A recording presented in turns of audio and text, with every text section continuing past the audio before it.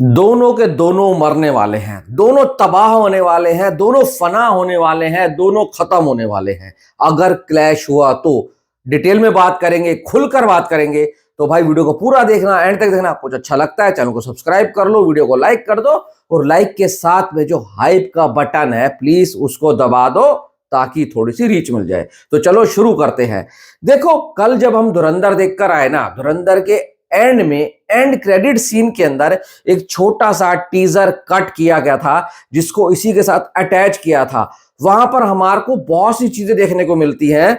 जो रिवेंज होगा ना, अभी तक तो भारत को जख्म मिले थे, अब भारत उन जख्मों के ऊपर मलहम लगाएगा। और मलहम कैसे लगाएगा? जो जो भारत ने बाद में जो इतने सारे हमले हुए, उसके बाद जो पाकिस्तान को चोट पहुंचाई ना, वो सारे इवेंट्स हमार को आदित्य धर सेकंड पार्ट में रिवेंज में दिखाने वाले हैं। और पब्लिक उसके लिए एक्साइटेड है। और आपको मैं बता दूं, मैंने बोला था कि आदित्य धर है, इसको हल्के में मत लेना। पब्लिक को पिक्चर पसंद आ चुकी है, वर्ड ऑफ माउथ बहुत गोली की तरह भाग रहा है, और सेकंड पार्ट के लिए पब्लिक एक्साइटेड है। नहीं तो 3.5 घंटे की फिल्म के लिए अगर पब्लिक थिएटर के अंदर बैठी है और देखकर एंजॉय कर रही है, रिव्यूज बहुत सॉलिड आ रहे हैं, कल बिजनेस भी ठीक ठाक कर लिया इसने, तो भाई इसका मतलब है जब ईद के ऊपर ये फिल्म आएगी तो भाई साहब कोहराम मचाएगी और चारों तरफ तहलका ही तहलका हो जाएगा।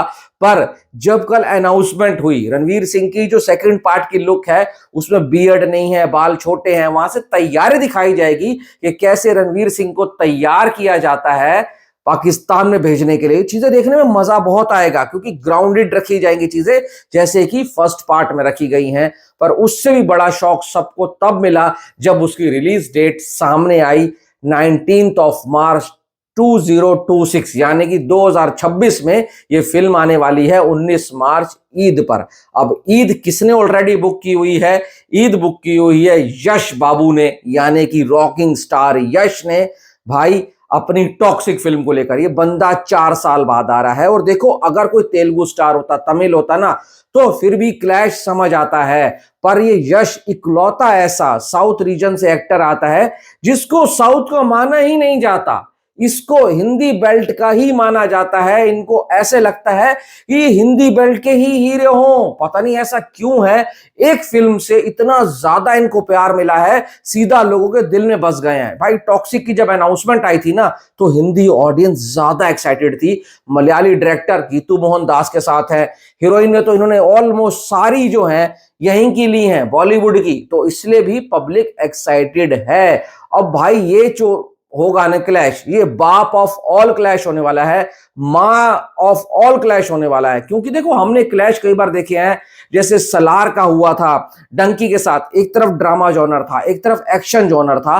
ये तो दोनों ही ए रेटेड फिल्में हैं, दोनों ही ए रेटेड फिल्में, दोनों ही यंग ब्लड है, दोनों ही एनर्जेटिक सुपरस्टार हैं। और दोनों के पास एक चीज है कि हाँ भाई, जब फिल्म में घुसते हैं तो पूरी तरीके से घुसते हैं। भले ही रणवीर सिंह का कमबैक नहीं हो रहा था, पर कहते ना, देर आए दुरुस्त आए। एक अच्छे कलाकार को सिर्फ एक अच्छा डायरेक्टर और एक अच्छी स्क्रिप्ट मिलनी चाहिए, उसके बाद उसको कोई नहीं रोक सकता। सबसे अच्छी बात धुरंधर की ये है, वो सिर्फ और सिर्फ रणवीर सिंह के कंधों पर नहीं चलती है, सारे ही एक्टर्स को लेकर चलती है। और अक्षय खन्ना ने तो सबको कच्चा चबा गया और बंदे ने डकार तक नहीं लिया, डकार तक नहीं लिया अक्षय खन्ना ने। ये एक अच्छे डायरेक्टर की खासियत होती है कि आपके लीड एक्टर का अगर ज्यादा रोल नहीं बन रहा है तो जबरदस्ती उसको हर जगह घुसाना नहीं है। यही सब चीजें अच्छी लगती है, तब फिल्म पसंद कर रही है। अब टॉक्सिक के साथ अगर क्लैश होगा तो दिक्कत तो होगी होगी, और भाई दोनों ही फिल्मों को नुकसान होने वाला है। वैसे तो धमाल जो आनी है अजय देवगन की, धमाल 4 है या 5 है, पता नहीं, फ्रेंचाइजी का जमाना चल रहा है, वो भी ऑलरेडी इसी डेट के लिए स्केड्यूल हो चुकी है। गलवान की भी बातें आ रही हैं, वो भी हो चुकी है, पर मुझे नहीं लगता कि गलवान अब ईद पर आएगी। और पहले भी नहीं था, ये उड़ती उड़ती खबरें तो आ रही थी, पर मुझे नहीं लगता इस बार सलमान खान ईद पर आएंगे। इस बार सलमान खान कोई और ही डेट चूज करने वाले हैं।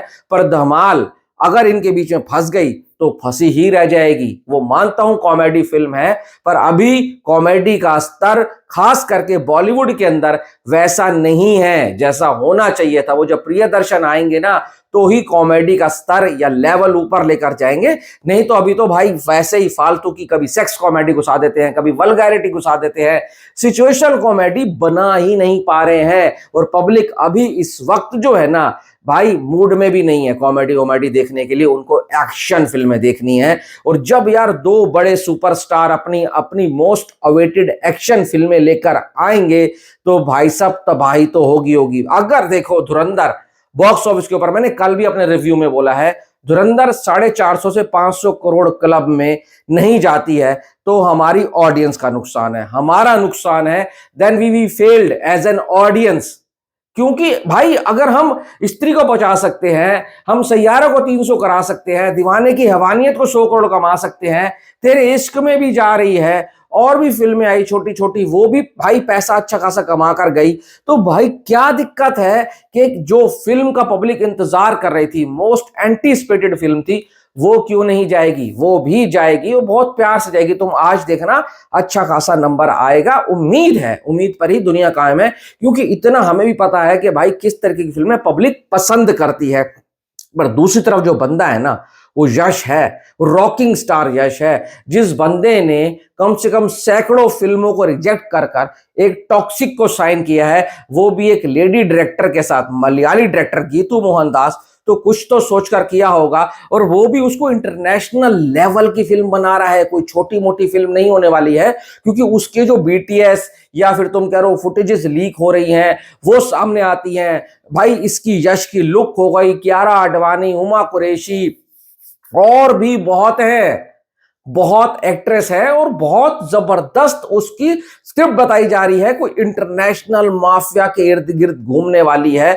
तो भाई एक्साइटेड तो पब्लिक उसके लिए भी होगी। धुरंधर की एडवांस उस हिसाब से नहीं लगी थी, फिर भी डे वन का जो नंबर आने का है वो बहुत सॉलिड रहा है। नाइट की ऑक्यूपेंसी 55% गई है। अगर ये पिक्चर चिपक गई तो इसके लिए 500 करोड़ क्लब में जाना कोई बड़ी बात नहीं है। और अगर ये 400 से 500 करोड़ क्लब में घुस जाती है तो सेकंड पार्ट के लिए पब्लिक एक्साइटेड रहेगी कि किस तरीके से रणवीर सिंह भाई अर्जुन रामपाल से, संजय दत्त से, और साथ साथ भाई साहब कैसे लड़ेगा इन लोगों से। क्योंकि अक्षय खन्ना हो चुका है कांड उसका, पर कोई तो तैयार होगा अक्षय की जगह, उसका वारिस ही क्या पता आ जाए।